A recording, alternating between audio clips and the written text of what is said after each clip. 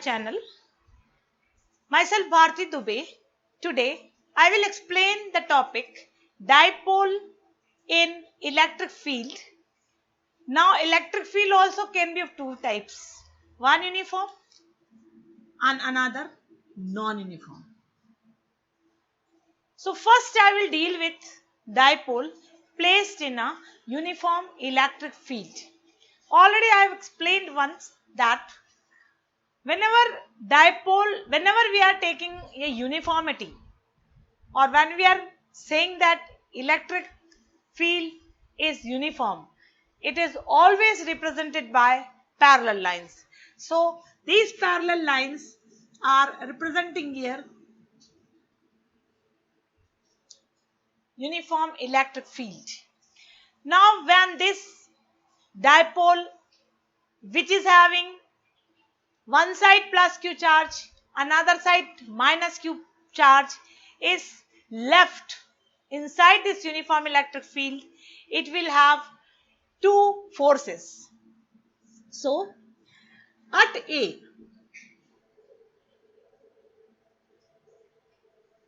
force is plus QE, and at B, force is minus QE. When we see these two forces are equal and opposite, and when the forces are equal and opposite and we add these two forces as per principle of superposition, we'll get here plus QE minus QE, and net force acting on this dipole, which is placed in uniform electric field, will be 0. So when the dipole placed in uniform electric field, net force is 0. Obviously, it will have acceleration also 0.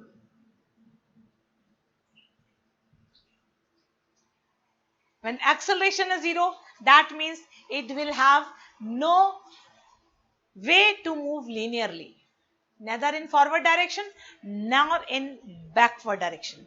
But one another type of motion can be there, and that is due to the couple they are forming, 1 plus QE minus QE, and so they will be having net dipole moment, and because of that there will be torque existing. As per formula of torque from 11th standard, it is either force into perpendicular distance between the two forces. Now you see other force, when we are saying and other force, we have to take only magnitude. We have not to consider the direction of sign, into perpendicular distance. Now one force is acting here QE, another force is acting here minus QE, and the perpendicular distance between these two will be the AD. And when we have to find out this AD, you see this angle is theta, this is our perpendicular distance AD, this is AB, and we are having this as 2A sine theta. AD upon 2A equals to sine theta. Now, so you can write that 2A sine theta. Then you can write E, 2QA into sine theta. After rearranging, this 2QA can be written as dipole moment. This is only magnitude of torque. Torque is a vector quantity. So when torque is a vector quantity, torque being vector quantity, what type of vector it will show? It will be showing cross product, because E is a scalar quantity, P is a scalar quantity, and here we are having sine theta. Obviously, torque can be represented as P cross E cross P. So that gives us the torque associated with the dipole which is placed in uniform electric field, even if the dipole will not move in any particular direction because it will not have any linear motion, because it do not possess any type of force and no linear acceleration. So when it is not having a linear acceleration, because of couple, it will be having a rotational motion, and that is can be represented as a torque. And here you have to remember, if theta equals to 0, torque equals to 0, if theta equals to 90, torque is maximum, because P is sine theta, or also if you can write minus of P sine theta. How the direction comes, because torque is coming as a vector quantity. So vector quantity means magnitude is already there, P sine theta.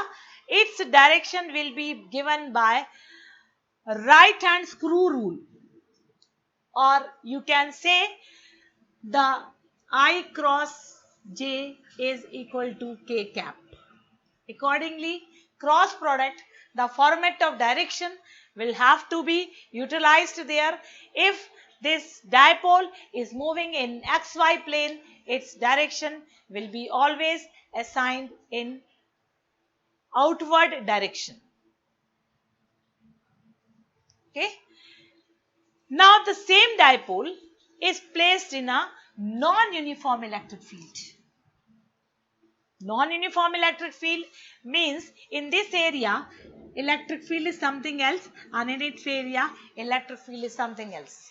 So that means the force which is at point A and the force which is at point B may not be equal, and when they are not equal, obviously net force acting on that will not be 0.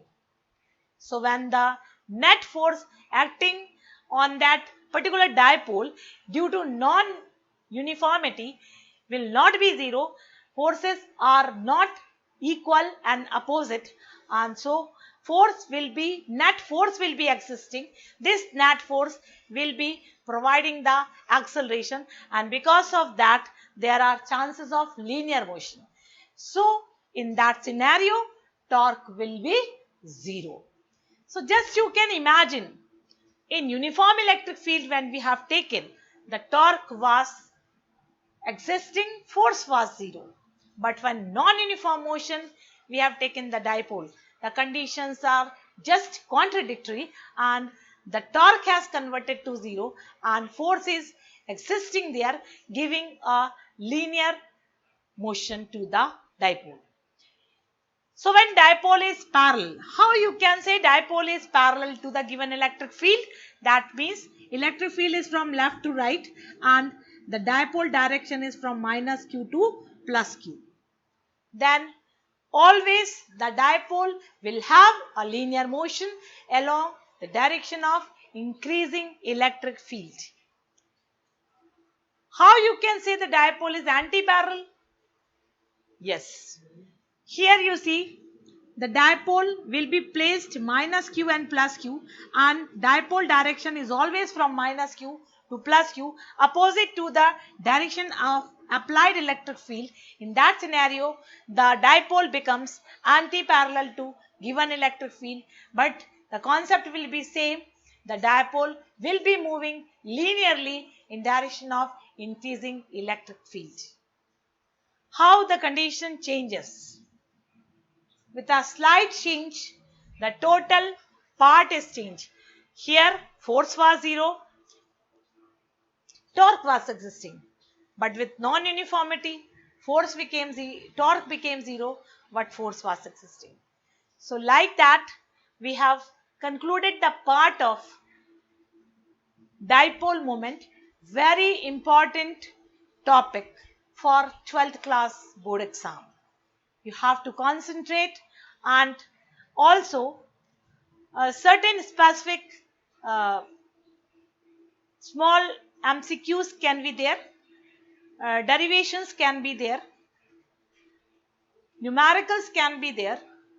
So please concentrate on the topic and try to get through it. That's all for today's video. Thank you.